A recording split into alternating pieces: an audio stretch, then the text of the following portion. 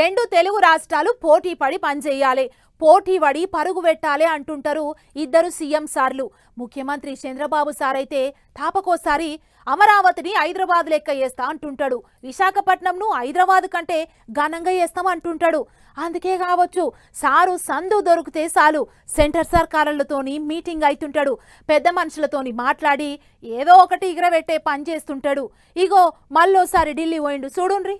మొన్న రేవంత్ సార్ పోయొచ్చే, ఇప్పుడు AP CM Chandrababu sir పోయొచ్చే. ఒకళ్ళు అనుకోవాళ్ళు ఢిల్లీకి పోయి తీరొక్క తీర్లు ఎగుర పెడతాండ్రు. అభివృద్ధిలోనే కాదు, ఢిల్లీకి పోయి పనులు చక్కబెట్టుట్లో కూడా సార్లు ఇద్దరు పోటీ పడుతున్నట్టుగా అనిపిస్తున్నది.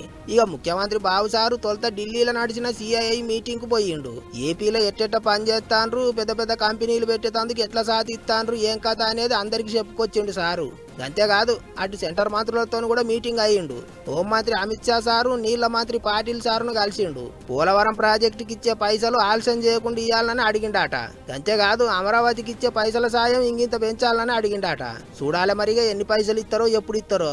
ఇక ఢిల్లీలో ముచ్చట్లన్నీ నడిచినాక మాపటీలు అక్కడనే ఉండి మంగళవారం అస్సాం ముఖ్యమంత్రి ప్రమాణ స్వీకారానికి పోయి ఎగురం చేసిండు సారు. అస్సాంలో మళ్ళోసారి హిమంత బిశ్వ శర్మనే సీఎం సీట్లో కూర్చుంటాడు. సరే కాదు అట్లుండని గానీ సీఎం బాబు సారు ఎప్పుడు ఢిల్లీకి పోయినా అమరావతి పోలవరం ప్రాజెక్టు పేర్లే గట్టిగా నొస్తుంటాయి.